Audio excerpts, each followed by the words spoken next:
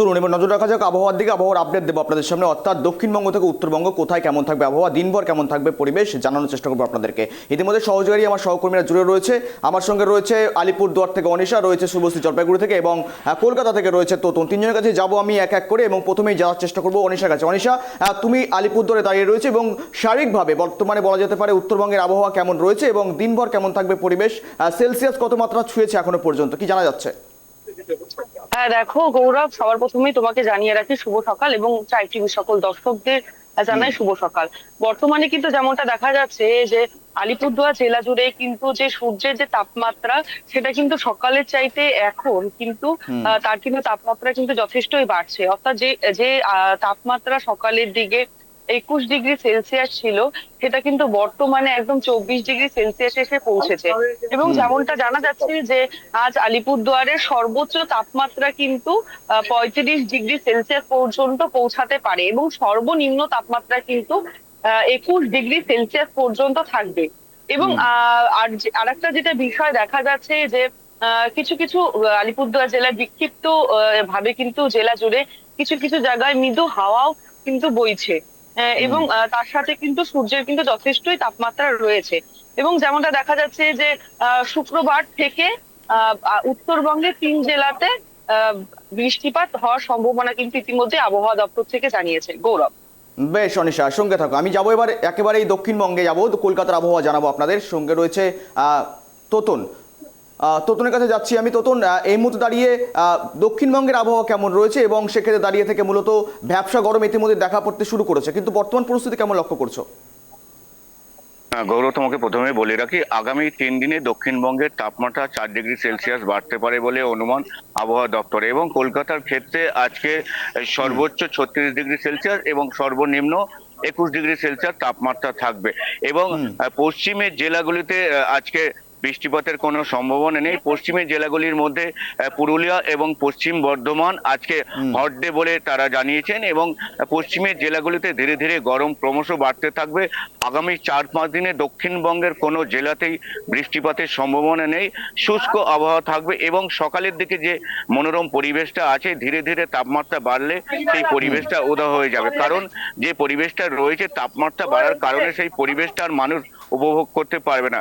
যে পরিবেশটা এতদিন ধরে উপভোগ করছিল, তাপমাত্রা অনেকটাই কম ছিল সর্বোচ্চ এবং সর্বনিম্ন, কিন্তু আগামী 3 দিনে সর্বোচ্চ তাপমাত্রা দক্ষিণবঙ্গের সমস্ত জেলাতেই 40 ডিগ্রি সেলসিয়াস হতে পারে, এবং কলকাতার ক্ষেত্রে 37 ডিগ্রি সেলসিয়াস হতে পারে। সেক্ষেত্রে যেসব জায়গায় 40 ডিগ্রি সেলসিয়াস সর্বোচ্চ তাপমাত্রা হবে, সেখানে 31 ডিগ্রি সেলসিয়াস সর্বনিম্ন তাপমাত্রা হতে পারে বলে জানিয়েছে আলিপুর আবহাওয়া একেবারে তো দপ্তর। মোটামুটি 36 থেকে 37 ডিগ্রি ছুঁই ছুঁই তাপমাত্রা, যথেষ্টই গরম। সেক্ষেত্রে দাঁড়িয়ে থেকে মূলত ঠান্ডা পানীয় দোকানে ভিড় লক্ষ্য করতে পারছো। পাশাপাশি স্কুল তো ইতিমধ্যেই খোলা শুরু, মানে খুলে গিয়েছে, এবং উচ্চ মাধ্যমিক সবাই শেষ হয়েছে। তার পরবর্তী সময়ে কিরকম পদক্ষেপ নেওয়া হচ্ছে? একবার দেখো, ঠান্ডা পানীয় দোকানগুলিতে সকাল থেকে ভিড় জমায়। কারণ মানুষ সকালবেলা জানো তো মর্নিং ওয়াকে বেরো, সেই মর্নিং ওয়াক করার পরে একটু ঠান্ডা পানীয় দোকানে মানুষ যায়, যাতে শরীরে একটু তারা আরাম দিতে পারে। সেক্ষেত্রে ঠান্ডা পানীয় দোকানে বিশেষ করে দুটি ডাবের দোকান এবং আখের রস যেসব জায়গা বিক্রি, প্রথমে মানুষের প্রথম চয়েস এইসব প্রাকৃতিক এই যে খাবারগুলো, যাতে একেবারে তারা নিরাপদে থাকতে পারে। যে বাজারে বিভিন্ন ঠান্ডা পানীয় বিক্রি হয়, সেইগুলো মানুষ অ্যাভয়েড করে চলছে বেশিরভাগ। কারণ ডাবটা একেবারে প্রাকৃতিক এবং আখের রস, এই দুটোকেই মানুষ বেছে নিচ্ছে। যদিও তোমাকে বলে রাখি, অনেক যারা ডায়াবেটিস পেশেন্ট আছে তারা আখের রসটাকে অ্যাভয়েড করলেও কিন্তু ডাবটাকে তারা খাচ্ছে।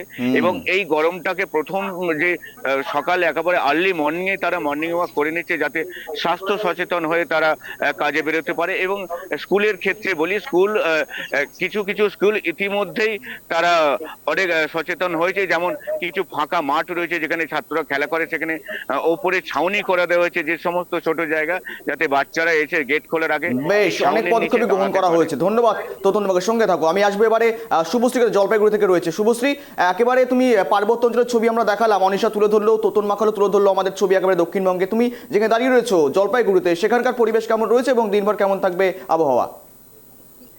দেখো, জলপাইগুড়ি এই জেলাটা কিন্তু পার্বত্য যে জেলাগুলো রয়েছে তার অনেকটাই কাছে।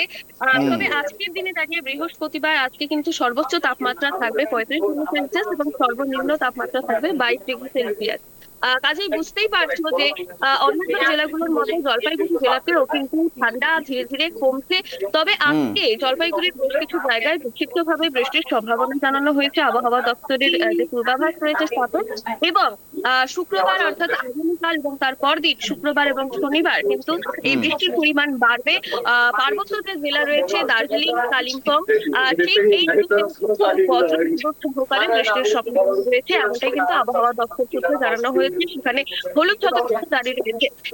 কাজে জলপাইগুড়ি জেলা এবং দার্জিলিং, কালিম্পং এই জেলা কিন্তু একটা পর্যটকদের খুবই প্রিয় গন্তব্যের গুলোর মধ্যে পড়ে, যেখানে দক্ষিণবঙ্গের জেলাগুলো তাপপ্রবাহ চলছে, বাড়ছে তাপমাত্রা, সেখানে তুলনামূলকভাবে কিন্তু এখনো অবধি কম রয়েছে এই তিন জেলার তাপমাত্রা। কাজেই পার্বত্য অঞ্চলে কিন্তু পর্যটকদের ভিড় এখনো অবধি রয়েছে। তবে এই যে এই আবহাওয়ার যে এত উলট পুরাণ, তা কিন্তু দক্ষিণ যে পূর্ব বঙ্গোপসাগর সেখানে একটা সক্রিয় ঘূর্ণাবর্ত রয়েছে, সেই কারণেই এই ছবি উঠে আসছে। পরে পরে কিন্তু কেটে গেলে 3 থেকে 4 ডিগ্রি সেলসিয়াস তাপমাত্রা আরো বেড়ে যাবে, অর্থাৎ শীত কিন্তু বিদায় নিয়ে একেবারে গরমের দিকে হাতছানি দেবে আবহাওয়া, তাপমাত্রা বাড়বে। কাজেই এই যে স্বস্তির যে মনোরম পরিবেশ এখনো অব্দি মোটামুটি ভাবে রয়েছে জলপাইগুড়ি এবং উত্তরের যে পার্বত্য জেলাগুলোতে, সেগুলো ছবিটা আস্তে আস্তে বদলাবে, বাড়বে তাপমাত্রা এবং গরম কিন্তু আস্তে আস্তে পড়তে শুরু করবে। গৌরব। বেশ, শুভশ্রী, অনিশা এবং তোতন তিনজনকে ধন্যবাদ সঙ্গে থাকার জন্য।